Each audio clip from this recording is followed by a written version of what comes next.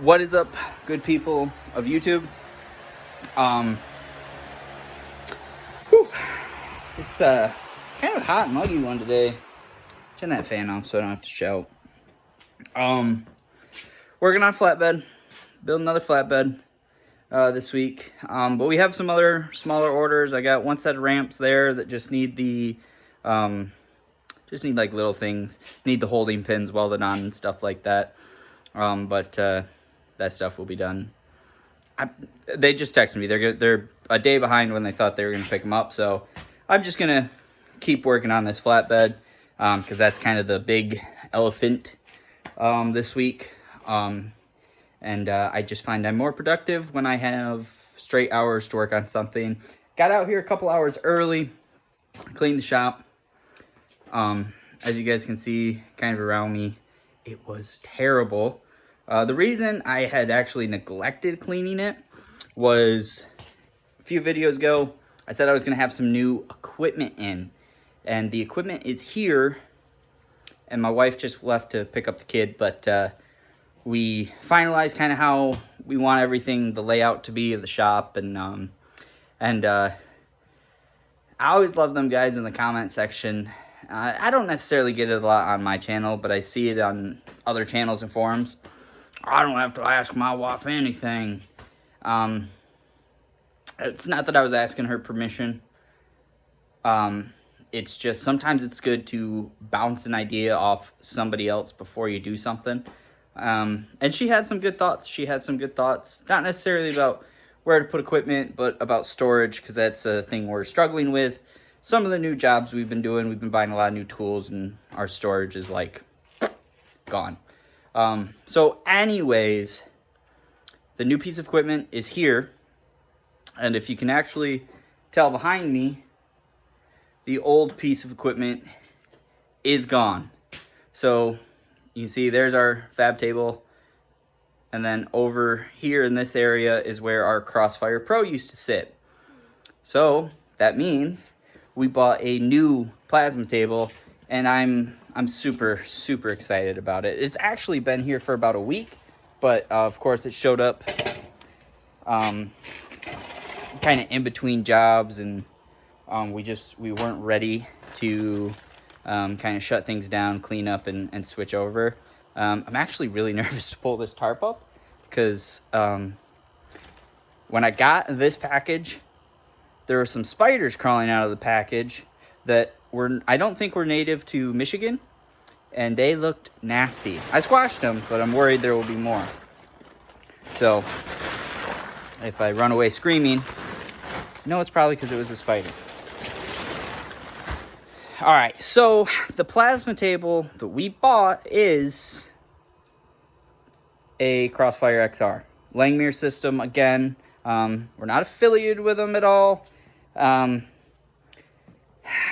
They get some hate, but I'm going to be completely honest. I loved my Pro. When I bought my Pro, I had no work for a plasma table, but it was affordable that I could just save up and buy it. And there's tons of things I want to go over, but it was affordable. I could buy it, and it got me cutting, and that's important.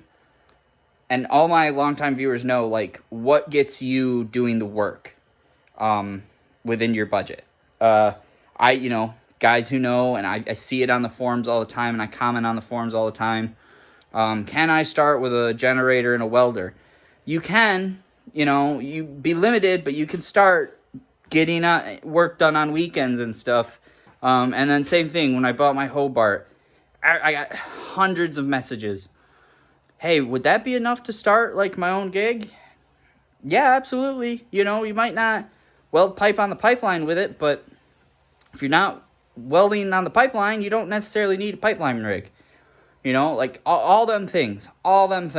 So, anyways, long story short, I'm going with the Langmuir system again. I'm familiar with their software. I'm familiar with the quality of their machines. I'm excited for this one. It looks like it's a little bit better quality.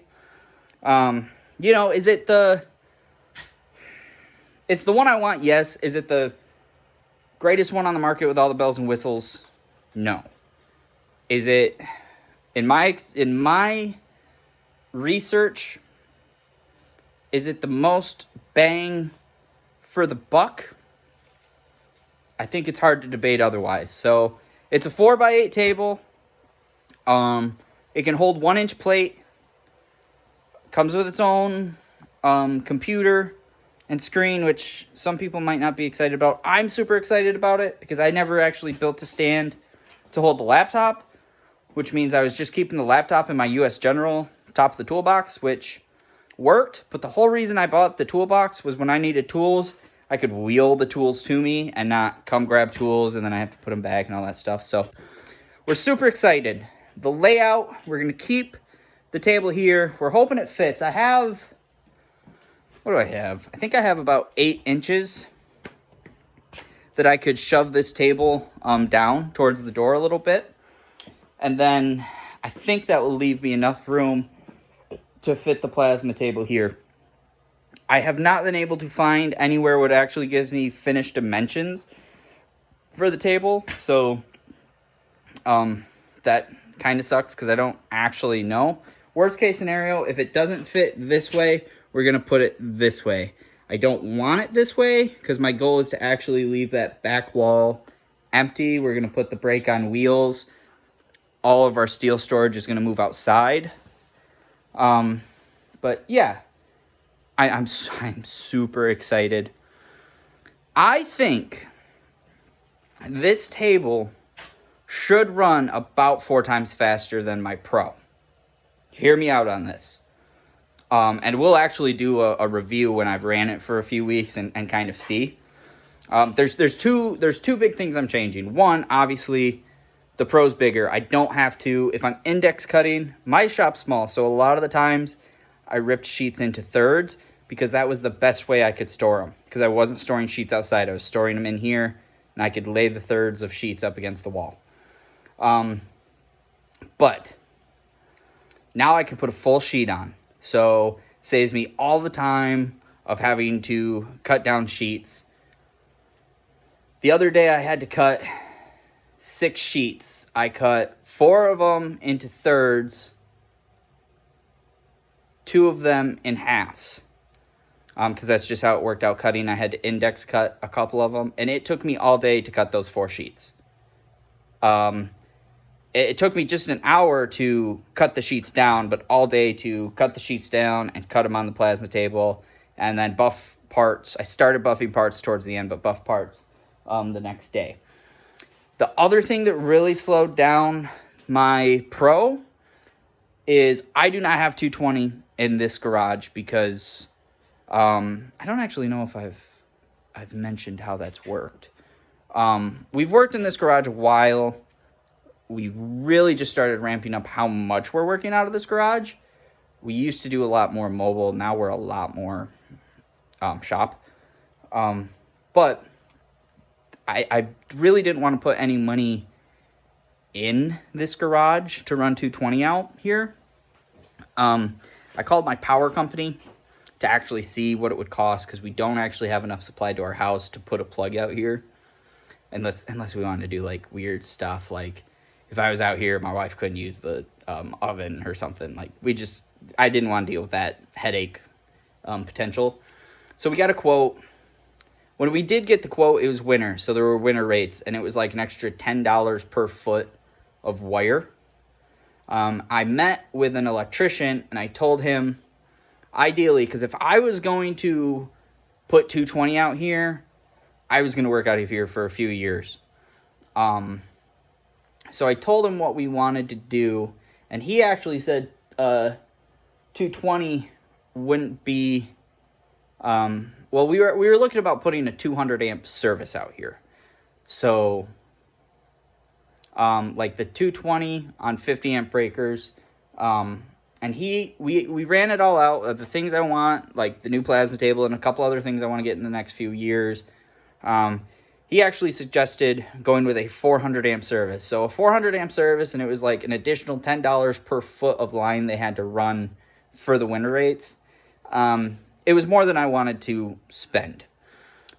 So we decided, let's just halt it. Our Champion Elite is sitting out back in the compressor shed, and that has two 50 amp breakers and plugs on it.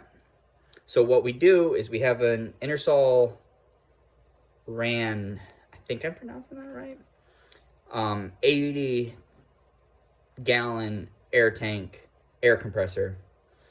And how I start it is I flip the compressor on, I let the compressor fill up all the way, come in here, load a sheet, home it, get everything ready, and on like 1/8, I think on 3/16 and thinner materials, I could run 1/3 of a sheet before I ran out of enough air pressure.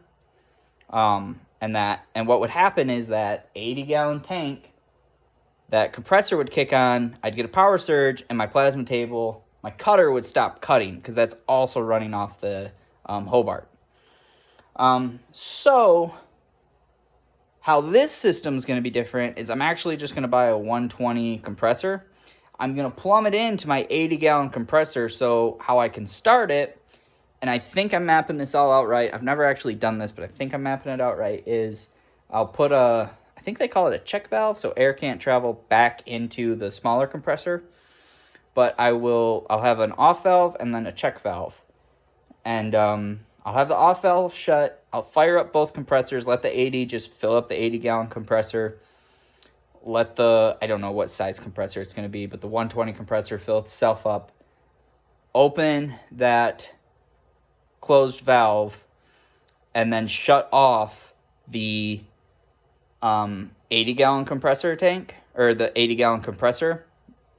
So when the table's running, that 120 compressor is filling the 80-gallon tank, and I can run the whole thing without having to worry about a power surge. I could cut a full sheet of plate. Now, some of you guys are probably thinking, dude, you're going to burn through 120 amp compressors, and I totally might.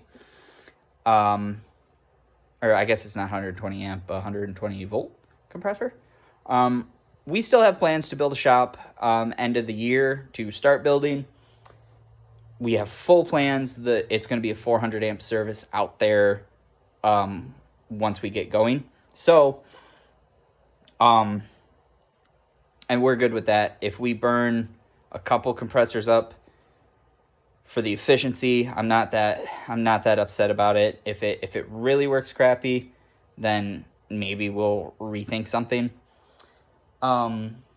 If it works out good and we don't burn up the compressors when we're done, and we have the Ingersoll 80-gallon tank wired in to a 400 amp service, the 120 tank is going to go on the service truck.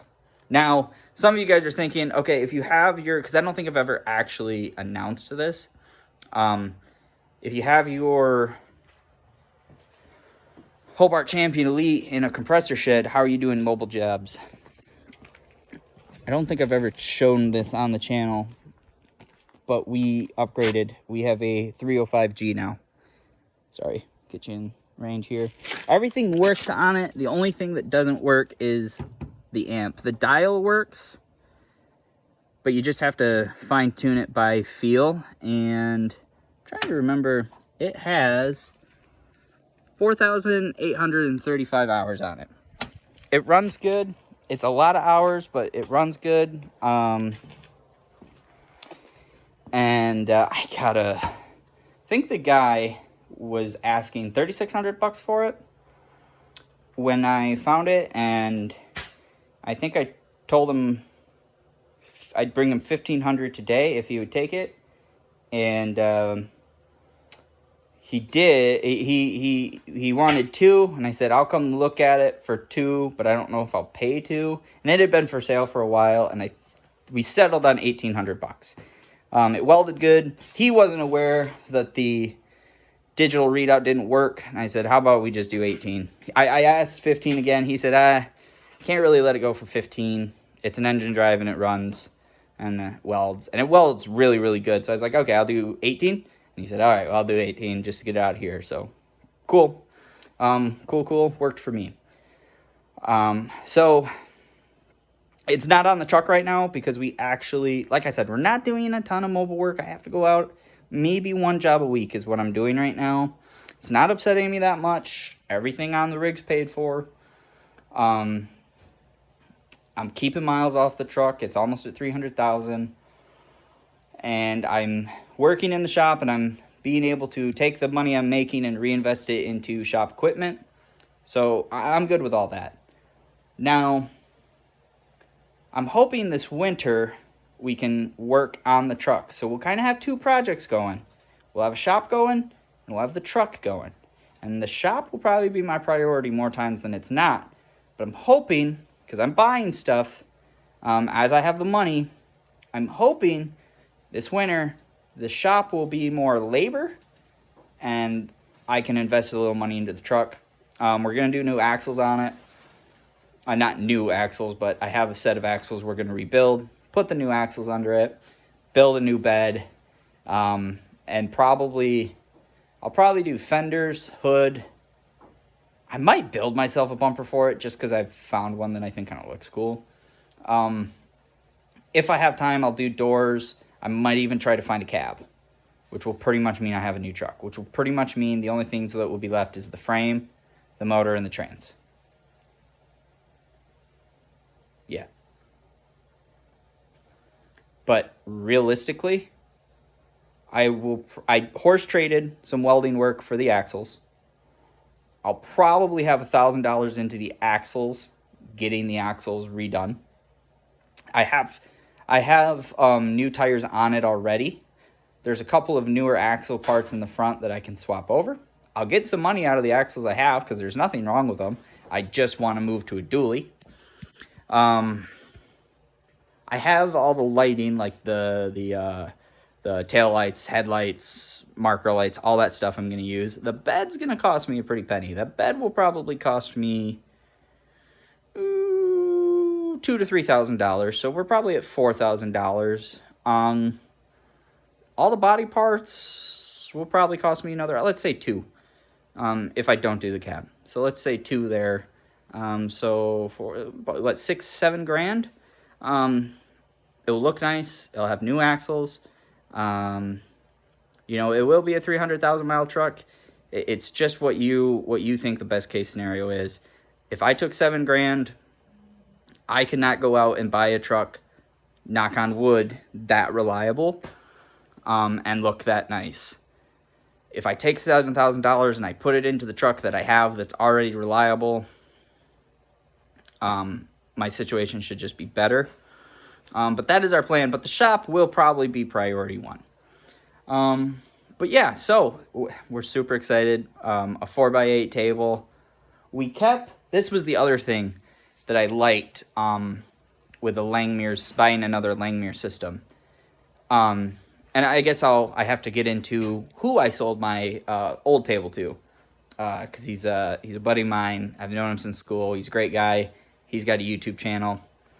And you can go over and check out his channel and his success with that table. Because I'm hoping that table does for him what it did for me, is it gets him going and gets him ready to buy a bigger one. But, in fact, I really want to partner. I haven't even ran this by him, but, and I haven't ran it by him because it's 2 years out. He'll probably watch this video, so he'll know it, but man, I think it'd be really cool to collab on a build that, like, we could plaster our names on and, like, you know, send it, like, up to the dunes and stuff like that, like a truck or something. Anyways, that's a topic for years down the road. But I didn't have to buy software, which I think the software I could probably use for any other table. I'm not going to have to teach myself anything new because I already know how these run, which another table probably wouldn't be that hard to learn, but it would have been another thing. This one should be plug and play. Didn't have to buy a plasma cutter. The Pro plasma cutter, he had one. I don't know what brand his is, but he had one, didn't need a plasma cutter. The CrossFire Pro and the XR are both compatible plug and play with the razor welds, so I don't have to do anything on that. I already know how to use FireShare, like all that stuff. It's just, I already have done it. I already know what to do. I'm not good at that stuff, so that's important to me. The other thing I like is recently, I don't know when, Langmuir System started offering on their website, like I can buy a hand torch for this plasma cutter. I wanted to upgrade this plasma cutter. It's not really meant to do 1 inch. It's only a 45 amp. But I want to upgrade it to do like I want to get a Hypertherm 85 for the plasma table. It will do, I think, more than 1 inch, honestly. But at least 1 inch. But I don't need to do it now. I can do it in a few months where I have an extra couple $1,000. And then that plasma cutter, 45 amps, it will do 1/2 inch. I can use that out on the road. It can go into the backup truck, whatever needs to be done. But yeah, so the guy who bought my table is, I always got to remember what his YouTube name is. Neverboard S10 Addictions? Or Neverborn S10 Addict. Can't actually remember which one it is. I think it's a Addictions. He has a sweet 500 horsepower S10 with a V8. He has a little blue S10. I don't actually know that much about that one. When I dropped off the table, he had his white lifted 500 horsepower S10 sitting there. He races it. He runs it around the street. He lives like 15 minutes from me, so I get to see him out about in it all the time, and it's funny. He was shooting a video of him driving the other day, and I was watching it, and I was like, oh, wait a minute. I paused it. I rewound it. I was watching it again. You can actually see my wife in oncoming traffic passing him. And I was like, hey, I asked my wife, I was like, were you here and here about these times? And she was like, oh, yeah, I saw Neverboard S10 with his white truck. And I was like, oh, yeah, you're in his video. So that was kind of cool, kind of funny. But super great guy. Him and I are in very similar boats. He still has a 9 to 5. This is my 9 to 5. Sometimes 5 to 9. But same boats as in, his daughter is not quite 1 yet. My son just turned 1. So, it's nice to communicate back and forth with him on, stuff like that. Stuff like, struggling to make videos and all that kind of stuff with kids. It makes a difference. But, yeah, check out his channel. He is the one we're in the competition with for the most subscribers at the end of the year. And it's going to be a close race. I'm leading, but he's averaging more subscribers than me a month. So we got to turn some things around here. I'm hoping this XR will help do that. So anyways, guys, I hope you enjoyed this video. As always, don't forget to like, comment, and subscribe. And I will see you on the next one. Cheers.